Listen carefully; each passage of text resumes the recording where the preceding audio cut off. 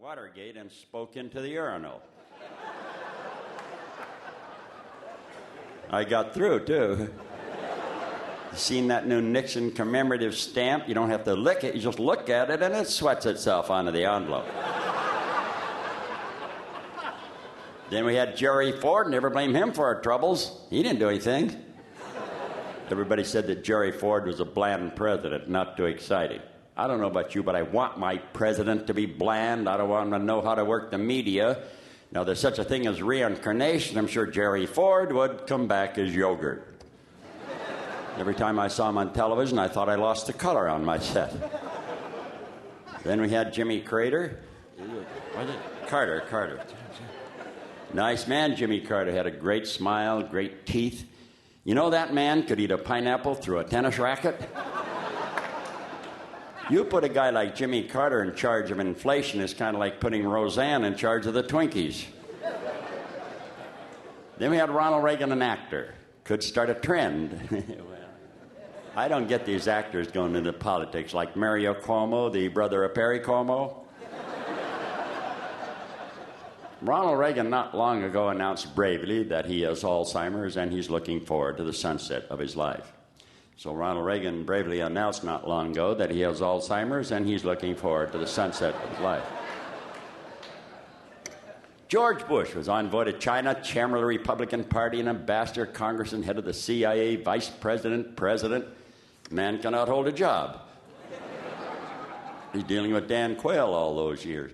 Remember when George Bush had that heart flutter? They alerted Dan Quayle to stand by? The whole country had a heart flutter. Dukakis is gone. When I first heard the name Dukakis, I thought he got it off the bottom of an eye chart. Weird name, doesn't it? Sound like a gum disease. I got Dukakis all here. What kind of a name would that be for a president, Dukakis? I mean, where are the Washingtons and the Jeffersons and the Johnsons? Well, they're playing basketball.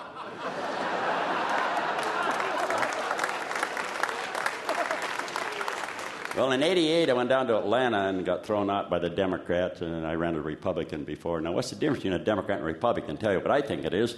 The average Democrat belongs to the Lions Club, and the average Republican belongs to the Country Club. Now, there's a connection between these organizations. The drainage system from the Country Club is the water supply for the Lions Club. You give a cow to a Democrat, he'll milk that cow, keep some for himself, give the rest to poor people. Give that same cow to a Republican, he'll hire a Democrat to milk it at less than a living wage, then he'll suggest there's a milk shortage and sell it at inflated prices.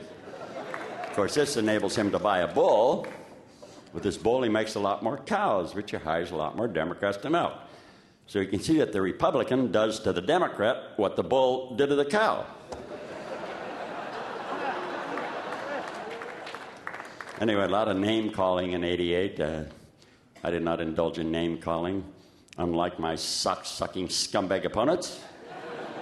They said I wasn't involved in the mainstream. While I drink, I drive recklessly, I chase after women, and still Lloyd Bentsen had the nerve to say, "You're no Ted Kennedy." Then they said I was once a member of the Hare Krishna. Well, it was only for a couple of hours at the airport trying to get money for a connecting flight. Then they said I hit on a guy in a gay bar. Well, there weren't any women there. What the heck was I to do? Then they said I ignored the drug problem. Well, I wrote books on drugs. I gave speeches on drugs. I did darn near everything on drugs. No. 92 was a good year for me. I got on 4 ballots. We'll get to 96 in a minute. 4 primary ballots. I couldn't get on any more because they have them on Tuesday, and that's my bowling night. So this is true. I went to New Hampshire, got 800 votes. Did not go to Louisiana, got 1,500 votes. Went to Kansas, campaigned 2 days, got twice as many votes as David Duke, and he dropped out. Went to North Dakota, got more votes than Ross Perot. This is true. Now, I'm not going to do any jokes about Ross Perot because the last thing I need right now is another credit check. Ross Perot worships the very people he walks on. He's back at his old job modeling for Mad Magazine.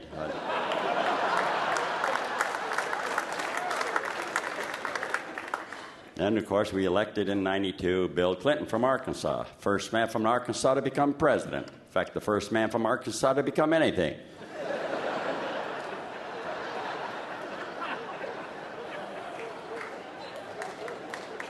Bill Clinton recently fibbed on his tax returns. He put himself down as head of household.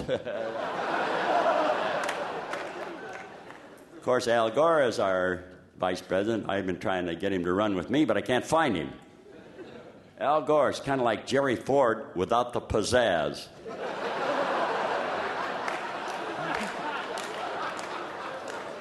Al Gore has to stay inside the buildings now because the pigeons have mistaken him for a statue. Now, they're doing a science fiction movie about Al Gore. I'd like to hear about it, called Invasion of the Personality Snatchers. All about Al. Well, I ran in 1972. You know what got me in trouble then? I'd have done a lot better if it hadn't been for issues.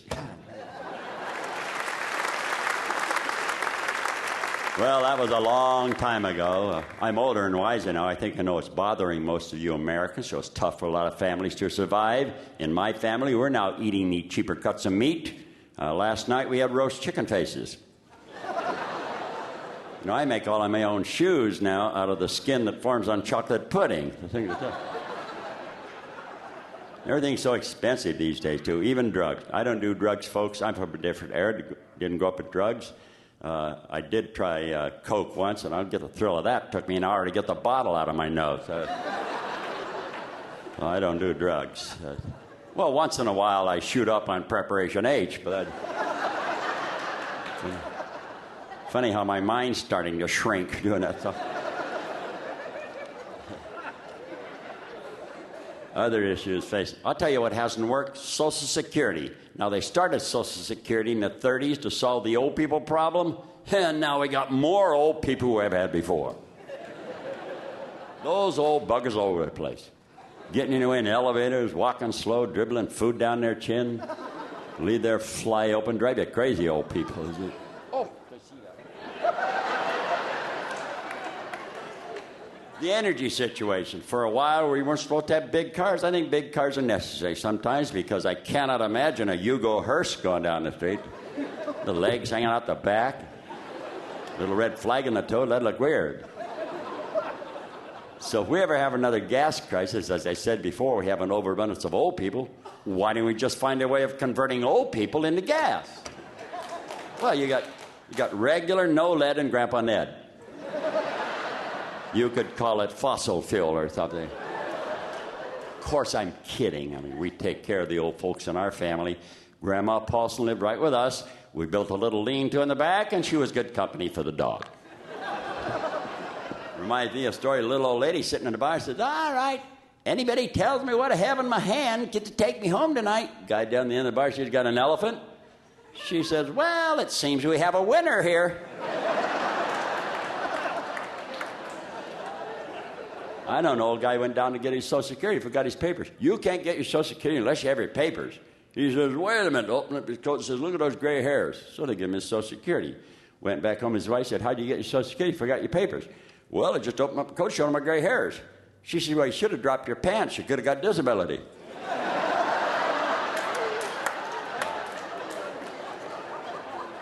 See, I can do old jokes. I'm one of them, so don't send me any damn letters. Environmentally, I've always been very strong. I've always felt the major cause of forest fires is trees. Cut them down, get them out if they're their problem. Did that in Arizona. No, trees are just rocks, which is good because a bird can't crap on you from a rock. This is not an issue, but people talk about it. You know those phone services where you get any information on agriculture, sports cars? You know, it's one of those phone services. Jehovah's Witness. Yeah, I call them every morning at 5 o'clock. See how they like it. Called one of those fantasy phone lines. Some guy started talking dirty to me. I was so outraged to call my congressman, and the same guy answered. Then on top of that, I got an ear infection, but I was good at that. The Indian problem. I felt we should attack. Well, they still got some land we haven't taken away from them. I tell you, the Indians would have done a lot better if they'd had tougher immigration laws.